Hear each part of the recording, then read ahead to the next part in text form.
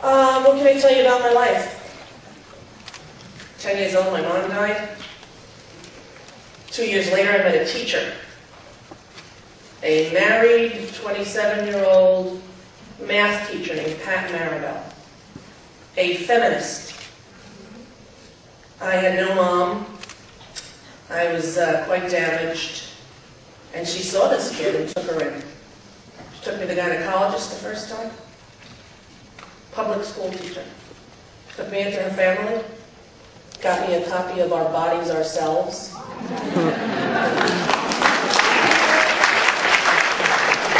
I went right to the chapter. In America, they call us dykes. Remember that? Some of the lesbians know. Yeah, we looked at that first. I was like, oh, it's about reproduction and everything.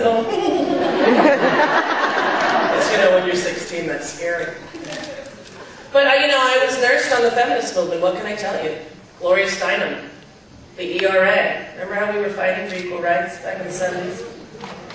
Remember when we all were organized and we had Gloria Steinem and Betty Friedan and Bella Abzug, and we were loud and we got time on the news, and a mother's voice mattered, and a loud mother was loved and appreciated. And boy, it was inspiring to grow up as a kid in the 70s with these unbelievable women leading this movement of equality. Billie Jean King, the passing of Title IX. I was a kid who went from not being able to play baseball with my brothers. My brothers were on a Little League team, and I would go down, and girls were not allowed to play. And I had a mitt, and I was better than both my brothers. And the foul balls would be hit, and I'd run and catch them, and the coach would be, hey, can we trade in those two for her? My brothers are still pissed about that. So Title IX happened, and you know what? Equality was on the horizon, and I grew up with the belief that a woman could do and be anything she wanted to do and be. That was the foundation of my childhood. I knew this. My mother had gone too soon, but other mothers took her place.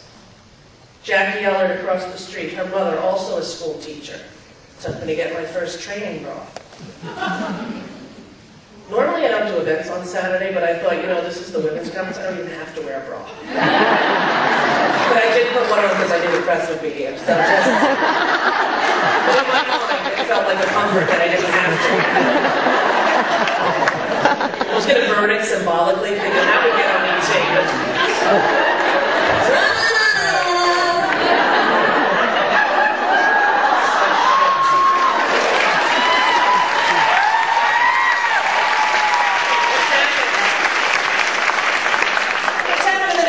Country, that's my big question.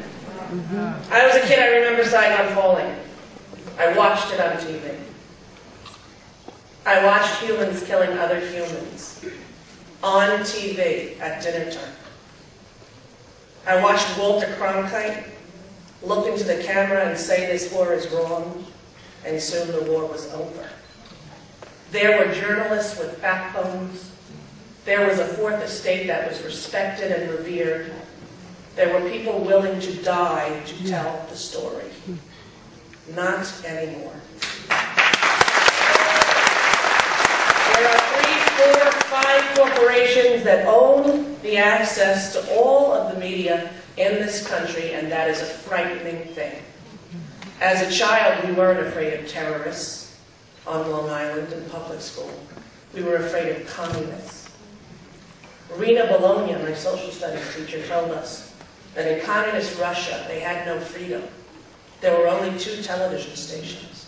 One was the government-owned television station, where they played only the propaganda that the government wanted you to see.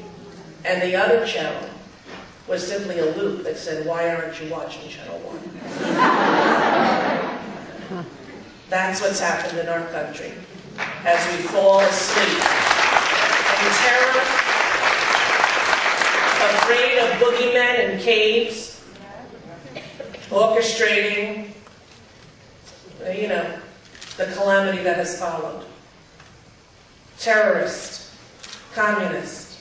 It took the McCarthy era to end it. It took someone standing up brave enough to say to those congressmen those elected leaders in democracy, as they created a legal witch hunt and put it on TV for all of us to watch. It took one brave soul standing up and saying, "Have you no decency, sir? That's right. Have you no decency, sir?" Last night, I suppose in honor of Veterans Day tomorrow, I saw a picture of our president at the Brooks Army Medical Center in San Antonio. A year ago, I was at the opening of the Brooks Army Medical Center in San Antonio. It is a privately funded, state-of-the-art rehabilitation facility for returning veterans of war. It cost over $60 million. The Fisher family, an amazingly philanthropic, patriotic group of men, and there was a mom and dad there, since gone, the sons are now continuing the legacy, have opened these homes and these facilities in order to care for these unbearably wounded veterans. But the point I want everyone to know, it was privately funded. It was rich people, like me, who said, "Of course I will. Are you kidding me? And when do you want me there? What should I do?" It took the president a year to get there. He was there yesterday, and there's some photo ops of him with severely burned soldiers. And one of them, he's laughing, holding a t-shirt. There's a soldier sitting behind him. Probably his legs gone, you can't see his whole body. And the one he's laughing with, holding a t-shirt, all his skin had been burned off. I met that man and his wife a year ago when I was in San Antonio. The reason they had to go to San Antonio is because the Veterans Administration hospitals are unworthy of photographs. There is so much damage and cockroaches and neglect and death and death and death. But there's one place, Brooks Army Medical Center, privately funded, having nothing to do with George Bush.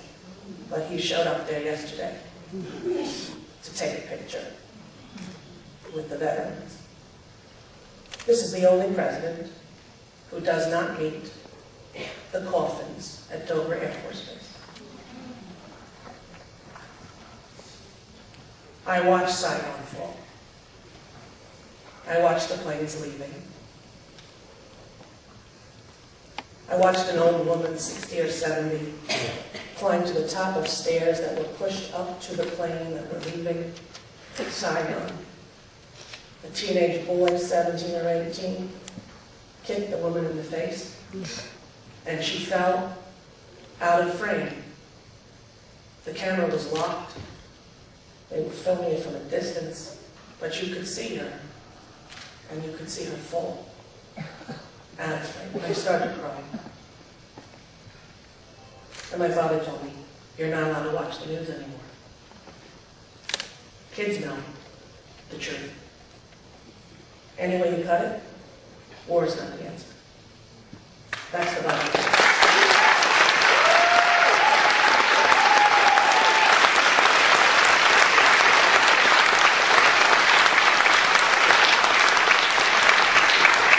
A preemptive war like this one, invading a sovereign nation in defiance of the UN, as the world looked on in horror.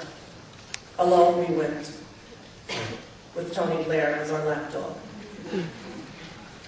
Went in and occupied this nation, stole the access to their natural resources, oil. In the history of the world, no company has ever made as much money as Exxon made in the last 2 years. Our president is the son of an oil baron. On CNN, for 2 nights in a row, I watched Larry King discuss whether or not Dog Chapman, an ex-convict from a trailer park with a mullet,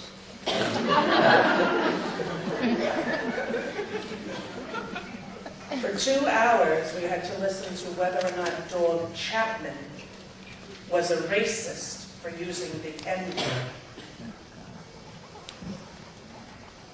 Most troops killed ever in Afghanistan last month. 2 days in a row of dog Chapman. Right. It's not even good.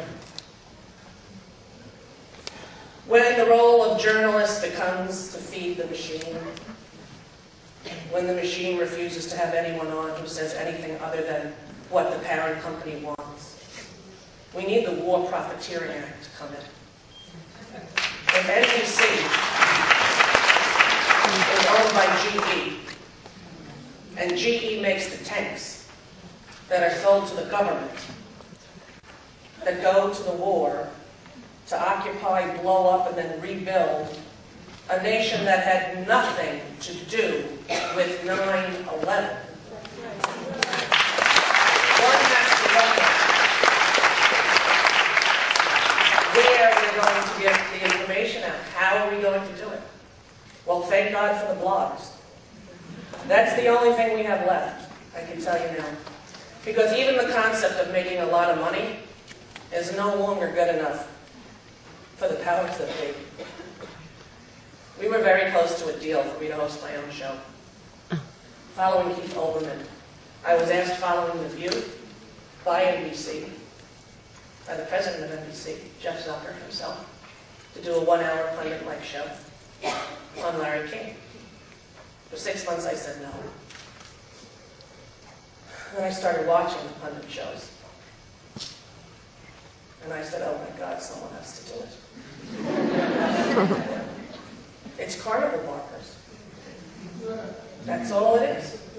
Step right up and buy the crap we're selling. Same shit every channel. Lowest rating since Nixon, not going to mention it.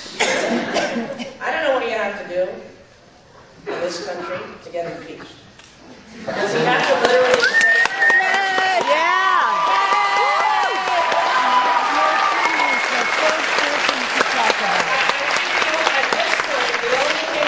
really change the way some of the American public perceive this administration would be through the Fourth Estate, through the freedom of press. Well, we don't have it anymore in America, so what are we going to do? Rupert Murdoch, hello, monopoly, people, hello. Somebody, come in and break that guy up. He owns everything. He owns everything. And it's frightening, terrifying to see what passes as news. These days.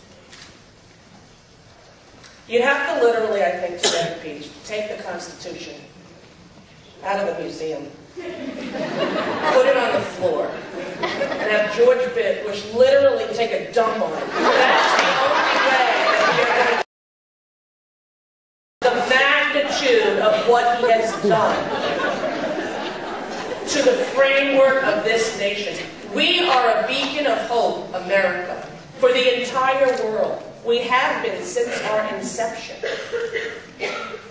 Our status in the world order has changed drastically.